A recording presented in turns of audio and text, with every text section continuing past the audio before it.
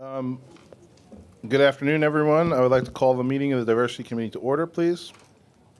My name is Sammy Chu, and I am serving today as the acting chair of the Diversity Committee. I'll try and act well. At this time, I'd like to acknowledge Blanca Lopez. We were co-chairs together on the Railroad Committee, um, and Andrew Albert, who's guesting with us here at the Diversity Committee. Thank you. Do we have any public speakers?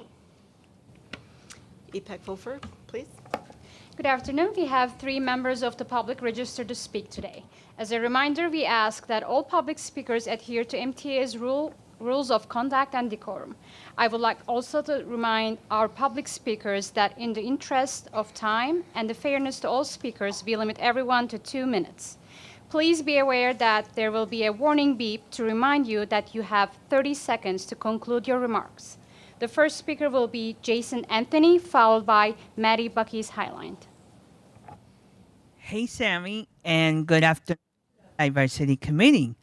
It is glad that we finally launched the Convo app. I had the privilege to be in the press conference when the app was launched. I hope that this app will be expanded to other MTA stations and facilities, and we hope that the agency will have more employees that are ASL, that speak ASL. But one thing is for certain, we should be aware that the federal government is, let's say, deporting, very sadly, even U.S. citizens to other countries or green card holders to other countries, and we should be aware of this. And I consider New York my home. I was born in New York, in the Bronx, although I live in Brooklyn. But the MTA is like the melting pot. It's a book written by Esmeralda Santiago. I hope that the MTA keeps and continues its practice of hiring the diversity force, mostly veterans, people with disabilities, Latin American workforce, and not being bullied by the current federal administration. So that's all I have for this month. Thank you for letting me speak. The next speaker is Maddie Bucky's Highline, followed by Alethea Dubras.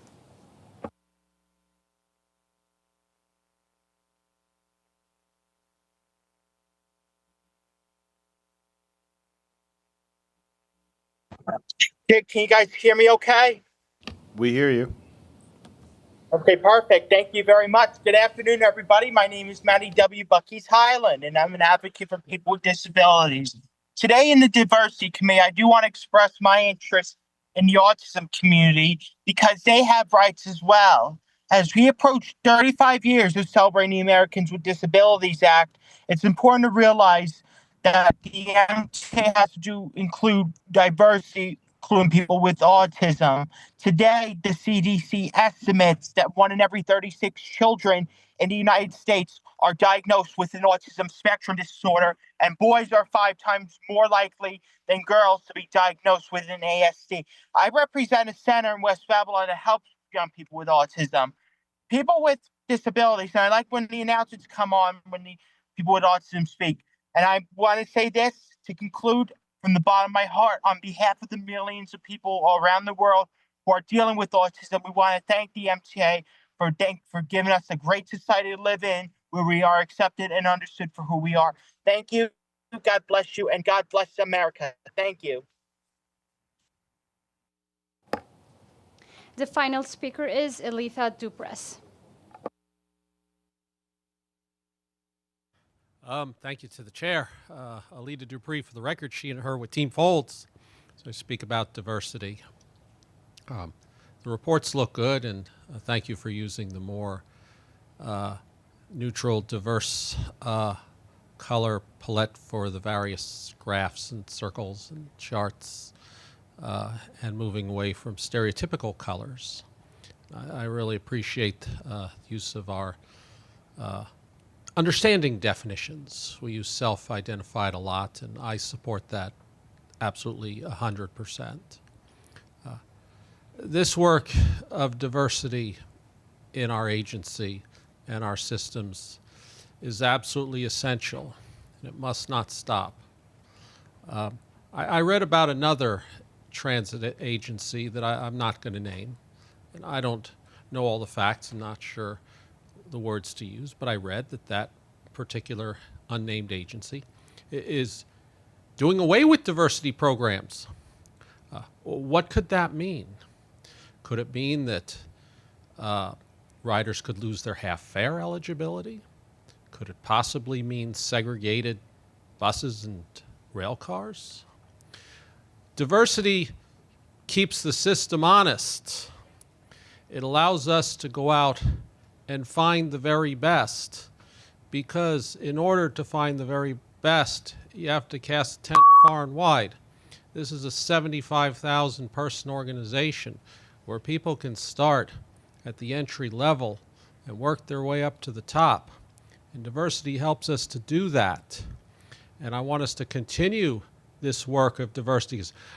I'm what diversity looks like. I'm an old soldier. I'm a Jewish service disabled veteran of Desert Storm who wears a skirt at the same time. Thank you for listening. Chair, that concludes the public comment session. Thank you very much. Pending a quorum, we will hold our approval of the minutes. And now we will run through our 2025 Diversity Committee work plan. Thank you, Mr. Chairman. The agency's updated EO policies are going to be finalized and made available to the committee during the June 2025 meeting. The 2025 work plan can be found on pages 6 through 8 of the committee workbook. There are no further updates. Okay, we will hold a vote for a quorum. And now, Lourdes, would you walk us through the executive summary? Thank you, I will. I can get that. Good afternoon, everybody. So I'd like to start this meeting by just starting on the status of programming at the MTA, and it's less of an update and more of just a statement. The MTA is currently in compliance with all regulations, both at the federal level, which include Title VI and Title VII and the Americans with Disabilities Act, as well as all New York State guidelines. We take the programming that we undertake here at the MTA very seriously, and we intend to continue our commitment to comply with federal and state law moving forward. The next agenda item speaks to the expansion of the Diversity Committee scope. It was a request that came directly from the committee and was approved during our last meeting. The current accessibility activity, as you know, is being reported by the MTA's Chief Diversity Officer, and his reporting is specific to the capital improvement work that is being done by the MTA. The Diversity Committee will be examining reporting on non-capital accessibility activity, both reporting on the workforce of individuals that are voluntarily self-reporting as disabled, as well as providing updates regarding compliance with various New York State executive orders that are specific to the differently abled. Those are specifically New York State Executive Order 31, which commits New York State to becoming a model employer for people with disabilities. That was issued in July of 2023 and requires each state agency to develop an annual plan, which details what steps the agency will take to improve the hiring of people with disabilities and disability inclusiveness. The MTA plan will address reasonable accommodations, recruitment, and communications. New York State Executive Order 40 is committing New York State to be an employment-first state to increase competitive integrated employment for New Yorkers with disabilities, which was issued in September of 2024. That executive order will include information about how state agencies can offer employment services to assist persons with disabilities in obtaining employment services that best meet their needs. The MTA's activities currently are focused on drafting an EO 31 strategic plan that actually it has been developed. We're awaiting guidance from the state on finalizing and addressing implementation. We are also awaiting state guidance on how EO 31 and 40 can be better integrated, considering a path forward. Essentially all EO activity is awaiting further guidance from state in light of the new federal priorities, but we are certainly moving forward on that. The next agenda item is an update on the MTA's MWDBE and SDVOB Advisory Board. We were very pleased to be able to secure the engagement and support of a really varied, talented, and passionate team to support DDCR and the MTA's efforts to engage small businesses in their contracting efforts. Our group includes business advocates, graduates from our small business mentoring program, finance, economic, and community development professionals. Their full bios can be found in the Diversity Committee book starting on page 12 through 15. We launched the advisory board last year. We had our inaugural meeting on December 19th. We kicked off our conversations with presentations on the scope of DDCR and overviews of the MTA's congestion relief and capital plan. We will be next meeting in April. We're going to be drilling down on our contracting activities, exploring how to increase the outreach with small businesses and updating on our local hire initiatives.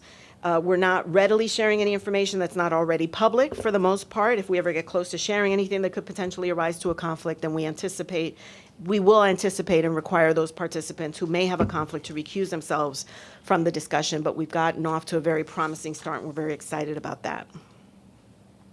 If there are no questions, I'll move on. On to our MTA-wide EEO activities, quarter 4 reporting. I'll request that Dr. Green provide her report. Good afternoon. As of December 31st, 2024, the MTA-wide workforce was 74,721 strong.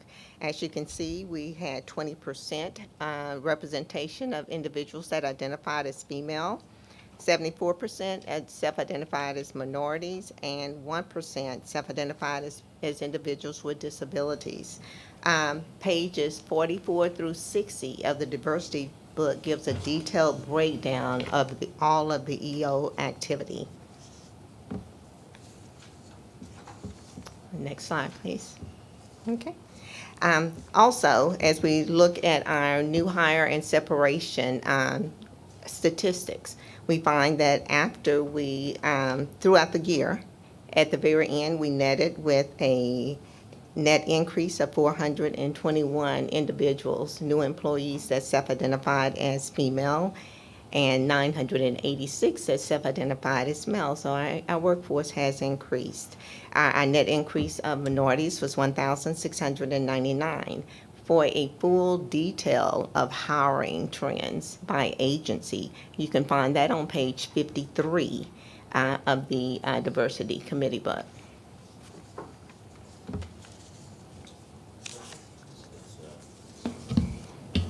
With excuses for going backwards in the skip. With excuses for going backwards in the plan, can I just go back to the advisory board, please? Yes, of course. I just flipped through, thanks to my seatmate, I flipped through the list. I see a paucity, in fact, I see a complete absence of anyone who is from the service-connected disability veterans side of the house. I see read a lot of the MWDBE side, but zero from the SDVOB side. Given that one of our public speakers and I are both service-connected disabled veterans, it would be, I assume you're evolving to that, but I would like to maybe in the next couple of months understand if we're going to add someone who can bring that perspective, because while it rhymes, it's different. Completely understand and agree. In fact, we had asked one of our more successful SDVOB firms to participate as part of our advisory board. Unfortunately, he declined to participate, but point very well taken. We will find a replacement and make sure that we add that representation to our board. Dr. Green? To conclude, we wanted to go back and respond to a question that came up during the last Diversity Committee meeting, and it pertained to our veteran our representation and the numbers of veteran representation. Where'd that come from? No, to be clear, you had asked a question during our last meeting regarding the employment numbers of our service-disabled veterans and our service veterans. We wanted to be responsive. So there were some changes in our logic and how we capture the veteran data in 2024. Those changes were sparked by our attempt to make sure that when we were counting our numbers for federal reporting, which required that we ensured that we confirmed that the individuals that we counted had honorably discharged from the had honorably discharged as a veteran. So we went back, we remapped, and so that impacted some of our numbers. But what we did do is we went back and we looked at over the last 5 years, and we did a 5-year trending analysis. And the veteran workforce percentage has remained stable over the last 5 years when compared to the overall workforce. So as you know, our workforce went from a low of 60-something thousand. I have the numbers here. It went from a low of 69,300 to a high of 74,721 employees. But it remains pretty constant and stable. It was an overall average of 2.8% veteran representation within the workforce. So when we round that up, it's about 3%. When we give the numbers, we actually we count the numbers. So we actually say this many hired, this many separated, and then we also look from year to year. But again, there's a difference there because sometimes the workforce statistics or the overall workforce numbers have changed. And so that impacts what the veteran representation looks like. I'm open for any questions I that was you may just have. using my friend ChatGPT to answer the question, which would be obvious, which is what percentage of the U.S. workforce then is veterans? And turns out, and I can't validate it, you can tell me how much you do or don't like ChatGPT. I think it's unbelievably useful. 5 to 6% of total civilian labor force is military veterans. What was the percentage? This says the U.S. workforce is 5 to 6% veterans.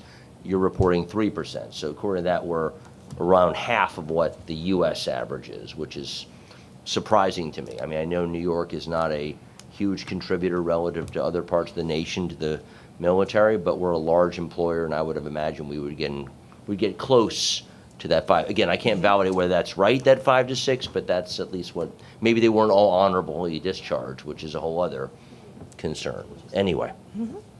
So one of the things that we did do is we also had conversations with each of the chief EO officers within the agencies. We identified the positions or the titles that we were attracting most of the veteran workforce. And so we have talked with emerging talent, our emerging talent team, to talk about what type of increased outreach that we could partake in order to make sure that the word is out there, the awareness is out there, and that we are pulling in that talent. So we have identified at least 8 to 10 opportunities that we can do some targeted outreach there. Thank you. Next, we'll be reporting on our 2024-25 MWDBE activities, starting with our Small Business Development Program. I'll be asking Deputy Chief Owens.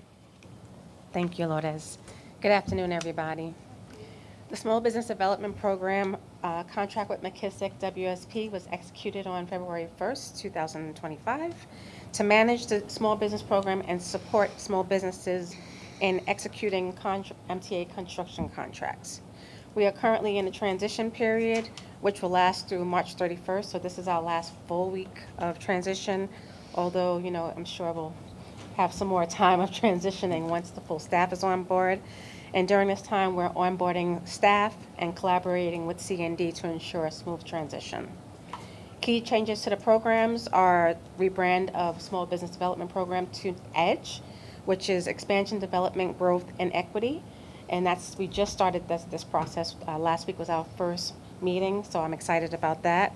We also added contract compliance staff to support our Ray Burke and his team, and we have flexibility in the training courses.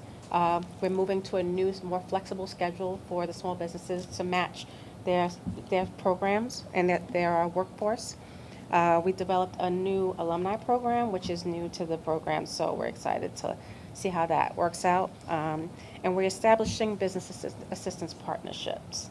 So that'll give the firms more opportunities to expand their opportunities, not only within the MTA, but outside of the MTA. The name of one of my companies is Edgewise Energy, so I approve. Really? I approve of the name. Thank you. And for the record, there's no relation between the two No, efforts. exactly. That was a late night, throw it on the window, Lourdes. Mine too. Mine probably included more drinks. But than it's yours. oh, yeah, we don't do that here. In 2024, we awarded 23 contracts, total an estimated amount of $32 million, and this was due to some projects being on hold due to congestion pricing, so we had some funding issues. The goal for this year, 2025, is approximately $73 million. So we're looking forward to the uptick in the contracts, awards, and the new program moving forward successfully. That concludes my presentation. Thank you, Deputy Chief. If there are any questions? Moving on to our 2024-25 MWDBE and SDVOB activity, I'll ask Deputy Chief Burke to report. Good afternoon. The contract compliant unit currently monitors over 1,300 contracts daily, an average of 150 contracts per manager. Monitoring includes, but is not limited to, compliance meetings with prime contractors on contracts not meeting goals. Monitoring also includes site visits, which are scheduled daily and conducted to mitigate and address potential fraud. In 2024, 563 site visits were conducted, an average of almost 50 site visits per month. Waivers are entertained at 75% of contract completion. Waivers are reviewed thoroughly, require adequate good faith effort and documentation, and will not be approved without project management concurrence. DDCR closes contracts after they are closed by the respective agencies. In 2024, the Contract Compliance Unit closed 150 contracts, an average of 12.5 contracts per month. Any questions? No? Okay. Moving on to the highlights. All right.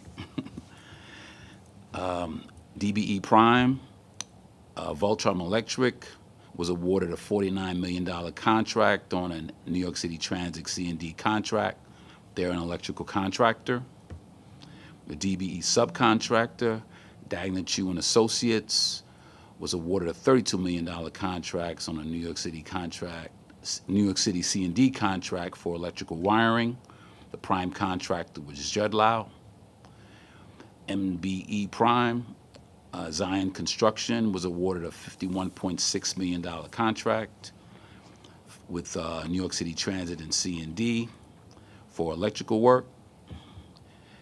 MBE subcontractor, RMD Electric, was awarded a $26 million C&D contract for radio communications. Novelist Tile was the prime. WBE Prime, Portec Information Technology, was awarded a $10 million HQ contract for consultant services. WBE subcontractor, Northeast Construction Steel, was awarded a New York City Transit C&D contract for structural steel. Novelist Tile was the prime contractor. SDVOB Prime, Transit Resources, was awarded a $3 million New York City HQ contract for subway cars.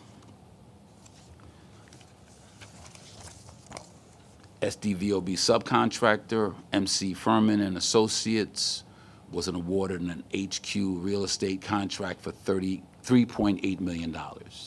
That concludes my presentation. I just want to highlight that Zion Contracting is a program alumni. So he participated in the Small Business Development Program, and he's one of the key examples of the success of the program. Thank you. Thank you. Ray, Deputy Chief Norman, if you could please report on our utilization work. Sure. Good afternoon, everyone. I am reporting on SDVOB payments for the third quarter. So actually, since April through December, we are exceeding the SDVOB payments as compared to last fiscal year. Over $637 million in MTA payments issued during this current fiscal year. 8% of those payments went to certified SDVOB firms. So that shows a 1% increase in payments with SDVOB firms. Okay. When considering payments to MWBEs year over year, we are maintaining 32% of payments to MWBEs. It's a slight decrease, a 0.5%, as compared to the previous fiscal year, but the overall payments are higher. And so we anticipate staying on track with meeting our MWBE goals. We're also presenting a view by industry. So you'll see a breakdown of the payments by industries for commodities, construction consultants, construction and service consultants, so you can see where the payments are being made. So this gives you an overview. And the breakdown was provided for SDVOB firms as well as MWBEs. Okay. We're also providing to you the DBE awards. We are currently short of the DBE participation when compared to the last fiscal year. This is driven by the design build contract awards with underdeveloped scopes. So we expect as the projects progress, DBE participation will increase over time. All right, but the DBE program is evaluated by awards versus the state's program that is evaluated by payments. Okay. All right. So we're considering outreach. From April to December of 2024, DDCR has participated in 23 outreach events sponsored by various advocacy groups. Additionally, DDCR held 6 virtual DBE certification workshops and 4 virtual new firm orientations for vendors interested in doing business with the MTA. We also hosted 1 large-scale MTA outreach event in September that you are aware of. And we held in-person DBE workshops for the Regional Alliance for Small Contractors and a virtual DBE workshop for the National Association of Minority Contractors. Of the 242 firms engaged last quarter, 83 had no MWDBE or SDVOB certification, so we are currently exploring certification eligibility with those firms. When considering DBE certification activity, in 2024, we had an increase of applications. We had 126 applications for DBE certification versus the previous year where we had 107 applications. Of the total new applications, 88 firms were certified, and the average processing days were 55 in 2024. So we are making an effort to increase the number of applications, and we will be reaching out to new partners or trying to identify new partnerships for certification to increase our overall engagement with DBE firms for certification. Okay. We also like to highlight a success story that is non-construction. And so here we are featuring Empire Electronics, which is a WBE firm. Empire Electronics is a New York State certified WBE that has been working with the MTA for more than 10 years and has successfully won discretionary and competitive bid opportunities. They have become a reliable and trusted resource over the years. Nancy Pavis established Empire Electronics in 1983 and considers herself a woman-owned pioneer in the electronics and commodities distribution marketplace. What makes them a value add is they maintain authorized partnerships with many major technology manufacturers utilized by the MTA. And so we're happy that they participate in our discretionary and non-discretionary competitive bid opportunities on the in procurement. Yes. Sorry. Okay. It's okay. Just going back to the previous slide, the certification activity. Okay. So for 2024, for example, I see that 88 firms were certified from 126, but it doesn't mean that the balance were not eligible for certification. It could very well mean that their applications are still ongoing and still reviewing. Right. Okay. We didn't provide the breakdown, but sometimes firms have to withdraw their applications to provide us with more documentation. The application could still be pending with us. Right. Or they were found ineligible. Okay. So it's a combination of all those things. Got it. Thank you Yes. very much. Mhm. Just that. Okay. All right. So, but back to Nancy. That's okay. Nancy has done over $2.5 million with the MTA over the past 5 years. And, you know, it's just to show that, you know, sometimes slow and steady wins the race. You know, so all of the contractors are not going to be over 10 million or 50 million, but they are able to participate in consistent opportunities for discretionary and small purchases with procurement, and that is a value add to us. Okay. Thank you.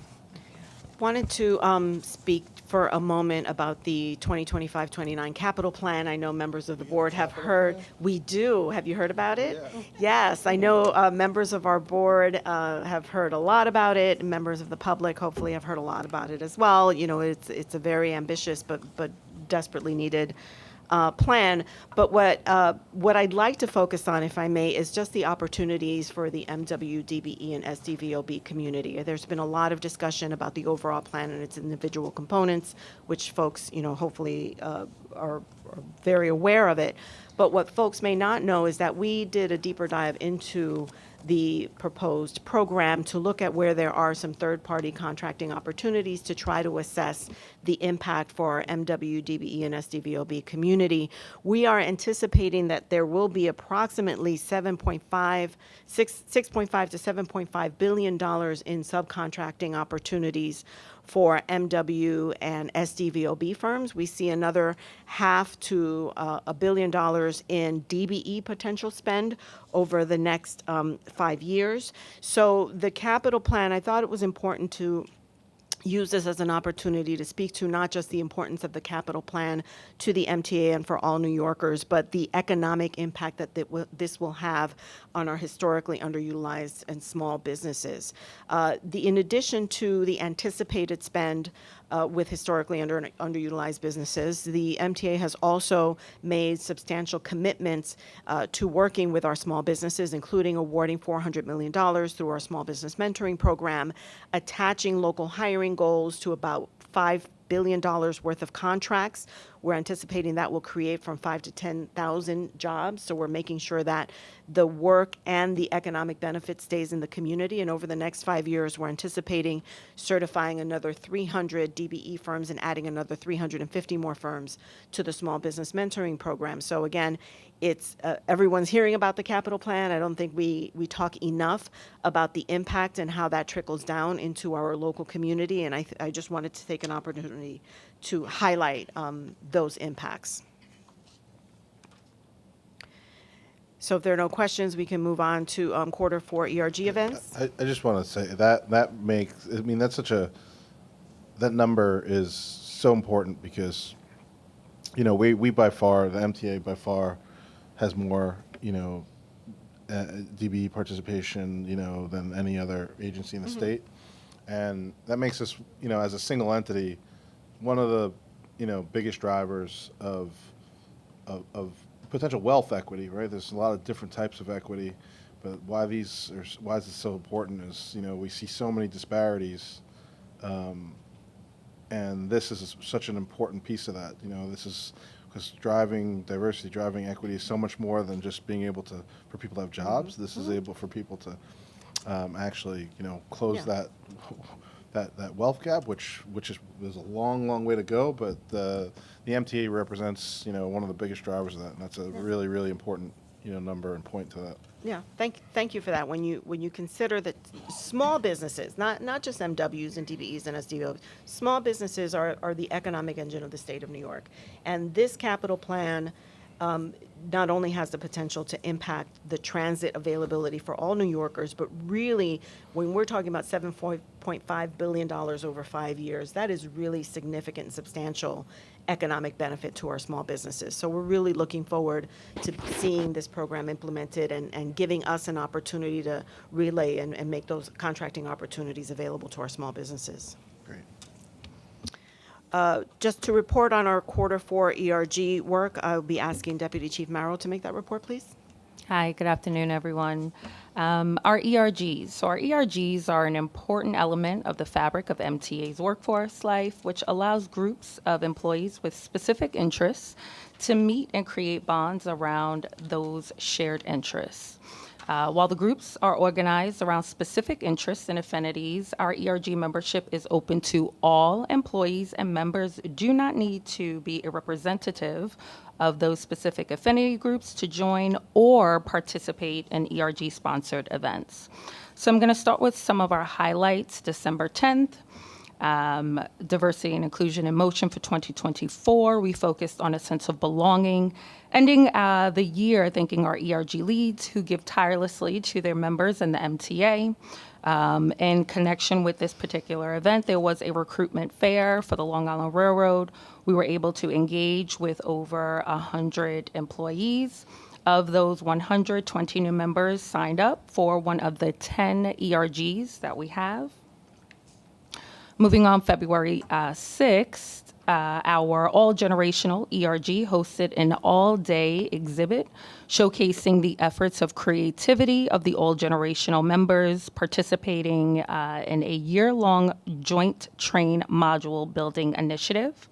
So the group decided on 3 generations of New York City Transit subway cars representing their ERG all-generational theme, the R62, R46, and the new R211. In this particular event, we had approximately 207 attendees. February 20th was our Black History Month celebration, which was hosted by our Begin Black Employee Group for Inclusion and Networking. And this particular event, the theme was African Americans and labor, which focused on the various and profound ways that work and working of all kinds, free, unfree, skilled, unskilled. And so this celebration included some performances, which were really great. In total, 301 employees, of which 161 was in person and 140 attended virtually. And we are in the month of March, celebrating Women's History Month, our EWT, ERG. The first event that they hosted was a panel discussion, which spoke about ERG experience in combination with leadership development. We had approximately 99 attendees, 18 in person, 81 virtually. The second event, which focused on approval for outside activities, which was inclusive of our compliance officer, in addition to employees within the compliance office. And that was really great for employees to get a good understanding of approvals needed for any outside activity. That was hosted virtually, 89 attendees. EWT will also recognize 25 women within MTA that have been nominated and recognized by their peers. Thank you. Thank you, Deputy Chief Marrow. That concludes our report. Just wanted to point out that even though we're joined this morning by our deputy chiefs and other members of our senior leadership team, what you have on the screen is a photograph of the entire DDCR team. We're about 75 strong, committed group of professionals. Hey, thank you. Well, I don't think that, do you have any questions? I just want, I mean, I think it's a really important time to say it, that, and I think I can confidently speak for the majority, at least, of our board, that, you know, diversity and inclusion remains, you know, a priority, a big priority. I mean, I talked a little bit about New York in a previous committee meeting. You know, diversity, inclusion, you know, that's what, New York is diversity, right? That's what makes it special. It's the heart of New York, right? I think it's why people don't like us sometimes so much. So that means we have to make sure we just do it right and do it better. And, you know, keep up the good work. Thank you, Because Mr. Chairman, we will. people question this, and you should never go to work questioning what you do is really important. And they're right. You know, I think we're at a time where people are actually having to figure out whether or not they're going to be, you know, on the right side of history again, right? And I think we really want to be. So, thank you. Thank you. With that, well, I don't have a quorum, so I'll just adjourn the meeting. Thank you. Have a good day.